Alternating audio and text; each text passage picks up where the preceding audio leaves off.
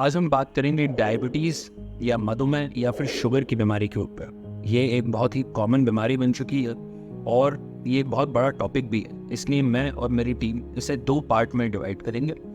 आज हम बात करेंगे इसकी कुछ कॉमन टॉपिक्स के ऊपर, जैसे कि डायबिटीज़ का अर्थ क्या है। डायबिटीज़ का अर्थ होता है खून में शुगर की मात्रा बढ़ जाए। ये या तो इंसुलिन की कमी की होने की वजह से या फिर जो इंसुलिन बन रहा है वो ठीक से काम ना करे, इस वजह से होता है। मोटे तौर पे देखा जाए तो डायबिटीज़ 2 भागों में डिवाइडेड है, टाइप 1 एंड टाइप 2 डायबिटीज़। हालांकि इसके और भी क्लासिफिकेशंस हैं, लेकिन सिंपल तौर पे समझाने के लिए टाइप 1 डायबिटीज़ का अर्थ है कि जिन लोगों के शरीर में इंसुलिन बनना बंद हो जाता है। ये छोटी उम्र में डिटेक्ट होता है और ऐसे में मरीज को जीवन भर इंसुलिन के सहारे पर रहना होता है। टाइप 2 डायबिटीज़ जो ज़्यादा कॉमन है, जो हम हमारे आसपास देखते हैं, ये बड़ी उम्र में डायग्नोज होता है और इसमें इंसुलिन का प्रोडक्शन भी कम होता है, साथ ही साथ जो इंसुलिन बन रहा है वो ठीक से काम भी नहीं करता।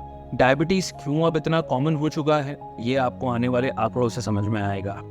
इंटरनेशनल डायबिटीज़ फेडरेशन द्वारा जो लास्ट रिसर्च किया, इंडिया में 77 मिलियन से ज़्यादा लोगों को डायबिटीज़ पाया गया। 2021 के आंकड़े हैं ये, और रीसेंट जो स्टडी है वो तो ये भी बताती है कि ये आंकड़ा 100 मिलियन पार हो चुका है।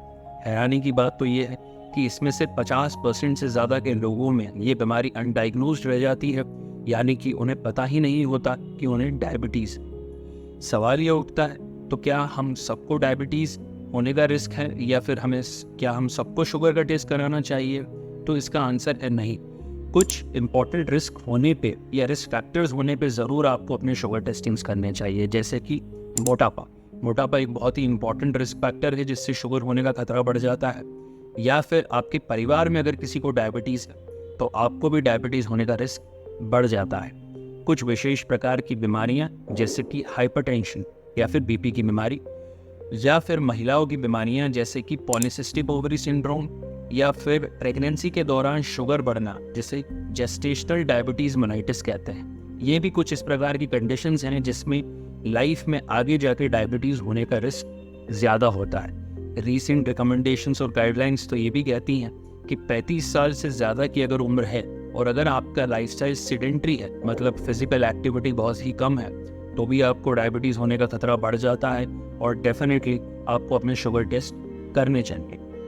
इस वीडियो के आखिरी में कैप्शन के लिंक में आप क्लिक कर सकते हैं जिसमें डायबिटीज़ रिस्क असेसमेंट है, यानी कि आप वहां जाके ये देख सकते हैं कि कहीं आपका स्कोर हाई, यानी कि आपको डायबिटीज़ होने का खतरा ज़्यादा तो नहीं है, और अगर ऐसा है तो डेफिनेटली आपको अपने डॉक्टर से मिलने की आवश्यकता है और शुगर टेस्ट कराने की आवश्यकता है।